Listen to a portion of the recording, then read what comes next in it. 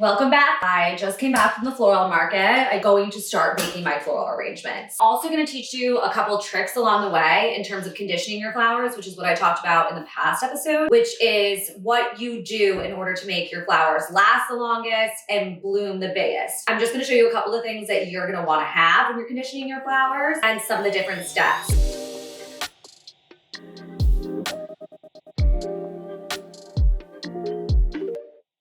Shears. Literally, I say shears. They can be scissors. Just make sure they're sharp. You're able to really cut with them. You don't want to use your kids' craft scissors. I want tufts. Where did I get these? I think I got these at Trader Joe's. Yeah, they gave them to me for free. At Trader Joe's, you're buying flowers. You can always ask them, can I get some, I don't even know what to call these, buckets, these black buckets. You can use old ones from paint, or when I was really being resourceful, I use pots and pans. So you have your shears, tubs, way too many right here, but bleach, this is from Walmart, love Walmart. Granulated sugar, any brand. Spoon, mix everything up. While I'm doing my floral arrangements, I always have out my tablecloth and my napkin, whatever I'm drawing inspiration from. I bought vases. Conditioning is one set of the process. I'm going to be conditioning, also starting one of my arrangements so you guys can see kind of both in tandem. Normally I condition the flowers, I wait one whole day, and I arrange the next day. This I'm going to condition, but I am going to start doing one of the floral arrangements and revisit it tomorrow or later today, just so I can show you how we're going to get started. Make sure you have your vases close to you as you start to do this. When you're conditioning the flowers, cutting them down, putting them in water, you're going to want to make sure you're cutting down to a good height.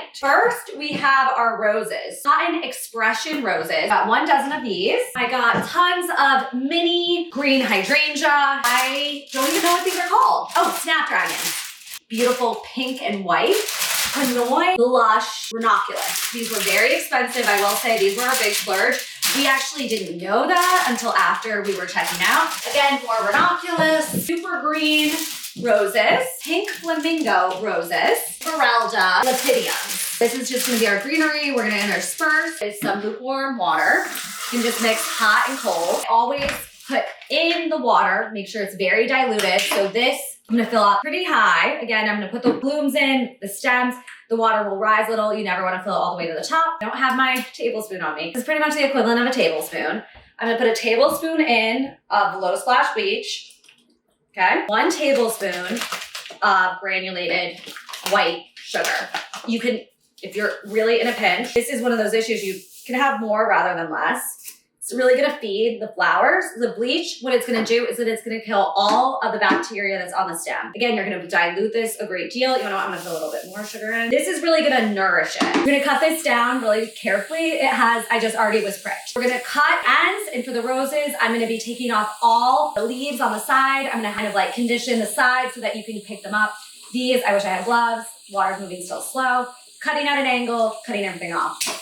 And now what we're gonna do is we're gonna take off the guard petals. Okay, so the guard petals are the petals on the exterior. There's about 2, 3. We're gonna take them off very carefully with your hands. Just snap right off along the bottom. Here I'm gonna take off 3. And what happens is when I put it in the water to condition it, they'll bloom even fuller. So those are the petals that would fall off naturally on their own. Okay, water's good here. I'm gonna leave this in here. I said don't mix your flowers, but in here I have, since I only have 8 of them, I'm gonna mix my hydrangea in with my roses.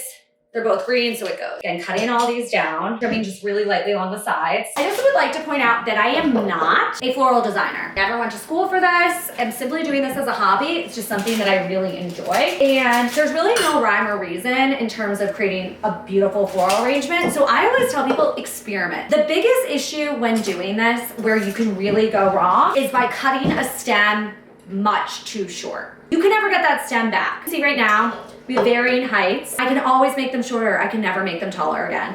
So I'm gonna continue to layer in, but for the interim, they're going to stay this tall and I'll move along accordingly. So just play around. I'm gonna quickly try and put this together so I have one to work off of. The smaller vase is gonna be an iteration of the bigger, and then I will be layering in, at least conceptually what I'm thinking, is to layer in some small bloom vases that are little bud vases to fill out the table, but I really also decide that when I'm laying everything out. So I have my tablecloth, I have my vases. I just pulled 2 of the plates I might be considering. One is lettuceware. The company's Old Fair, and it's a Portuguese company. But these actually I got at Home Goods so many years ago. And then these were my mother's. These are from Replacements Limited, Imperial Malachite. And Replacements Limited is one of my favorite resources, my Amazon napkin. And we're gonna layer these together. So if you do have the time, I do urge you, let them stay in condition as long as possible. Bleach is very strong, guys, so really careful with that pour. Sugar, be as generous as you want. I'm gonna throw this together and take it from there.